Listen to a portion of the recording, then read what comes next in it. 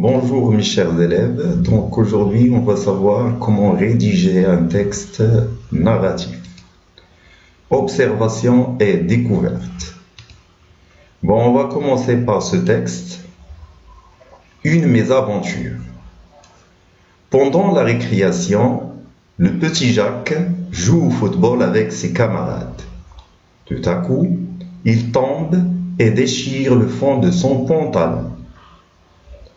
Honteux, il se réfugie contre le mur du préau et se met à pleurer. Ses camarades le consolent, puis préviennent la maîtresse et l'emmènent dans la classe et lui fait mettre un short de gymnastique. Le garçon la remercie.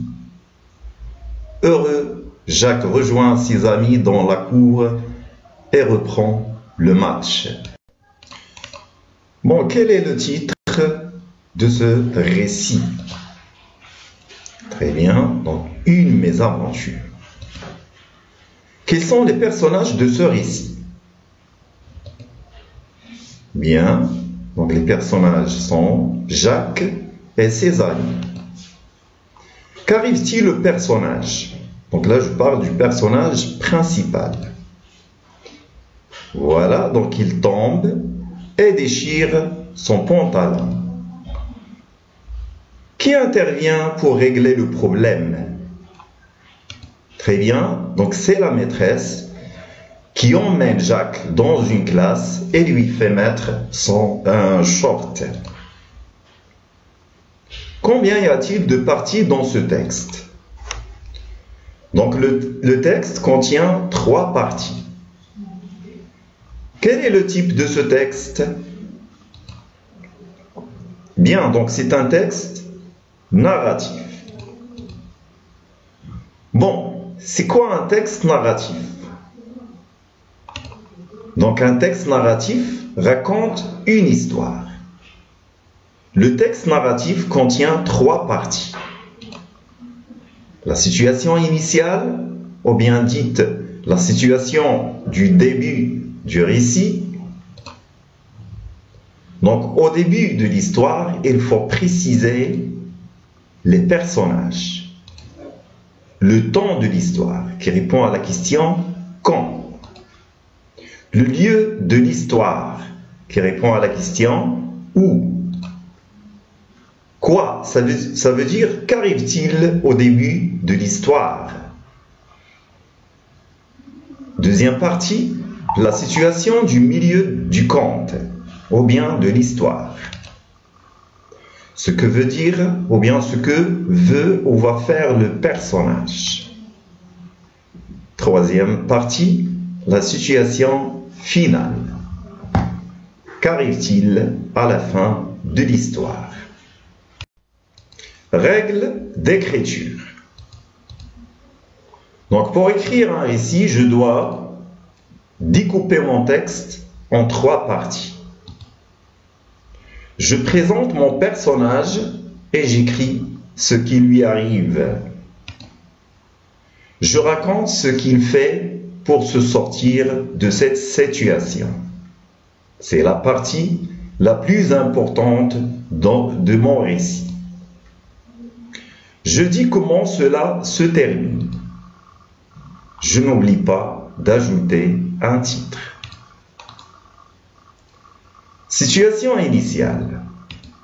Donc, dans une situation initiale, on doit d'abord situer ou bien préciser les personnages, le lieu où se passent les actions de l'histoire, le temps de mon histoire et qu'arrive-t-il au début de l'histoire. Bon, situation du milieu du conte. Bon, dans la situation du milieu du conte, on doit d'abord préciser l'élément déclencheur. Bon, c'est quoi l'élément déclencheur? Bon, ce sont les phrases qui déclenchent l'histoire, qui donnent naissance à mon histoire. Bon, elle répond à la question « Qu'arrive-t-il » Les péripéties. Bon, les péripéties, ce sont les événements. Bon, il répond à la question « Qu'est-ce qu'il fait pour se mettre à l'abri de la menace. Donc, s'il y a une menace dans une histoire, donc, que fait le personnage pour se mettre à l'abri? Que fait le personnage principal pour surmonter les épreuves? Bon, dans une histoire, il y a ce qu'on appelle les épreuves. Donc, le personnage doit surmonter ces épreuves. Et à la fin, il y a une situation finale, ou bien ce qu'on appelle le dénouement. Ça veut dire la résolution du problème. Bon, il répond à une question, comment le personnage s'en sort du problème. Bon, les connecteurs logiques. Bon, à quoi servent les connecteurs logiques? Donc, dans un récit, pour enchaîner, ou bien pour classer les événements, ou bien pour relier les idées les unes avec les autres, on peut utiliser les mots, ou bien des mots de liaison.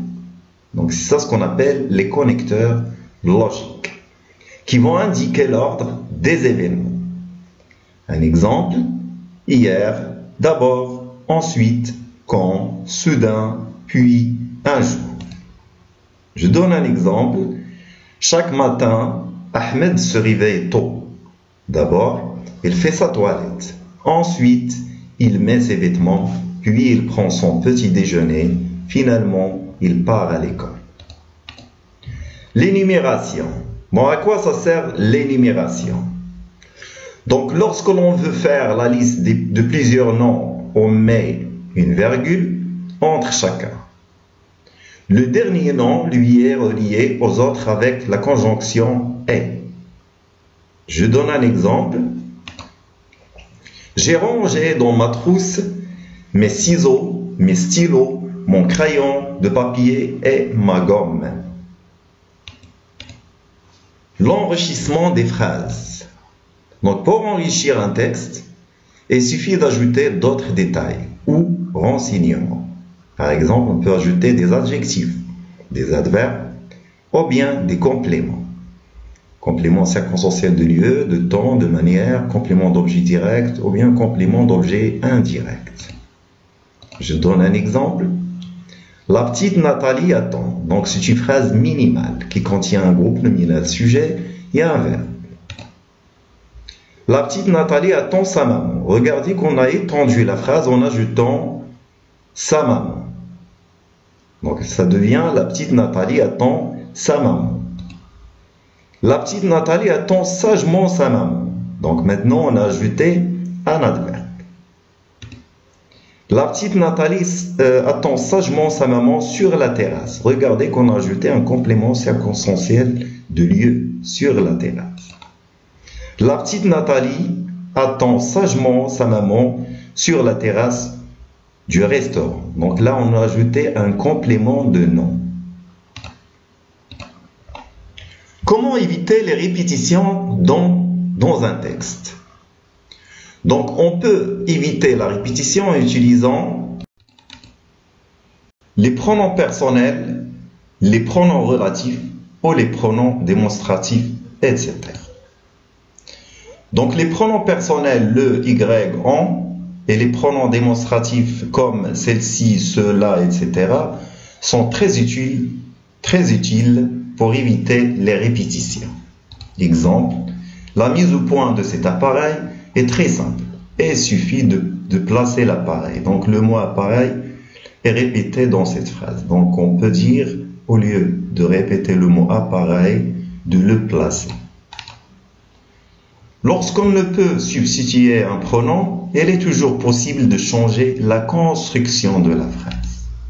Exemple, il faut réduire les coûts. Seule une réduction des coûts ne permettra d'accroître la rentabilité.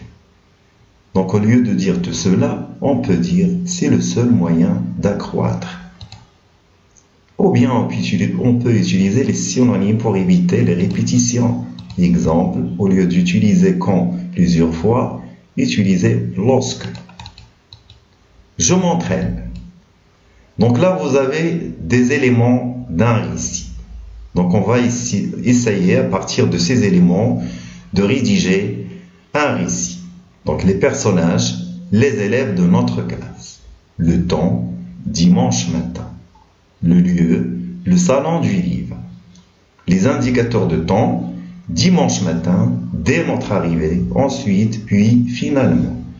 Bon, les événements, le responsable nous a bien accueillis, il nous a présenté les dernières promotions, nous avons pris un verre de thé, le professeur nous a pris des photos. Donc il suffit seulement de classer ces éléments pour former un texte cohérent. Donc ça devient dimanche matin, notre classe a organisé une visite au salon du livre. Dès notre arrivée, à la porte d'entrée, le responsable du salon nous a bien accueillis. Ensuite, il nous a présenté les dernières promotions des ouvrages les plus célèbres, en donnant des renseignements. Puis, il nous a invités à prendre un verre de thé. Finalement, notre professeur nous a pris des photos. J'étais très content de ma première visite au salon du livre. Merci pour votre attention et à la prochaine fois.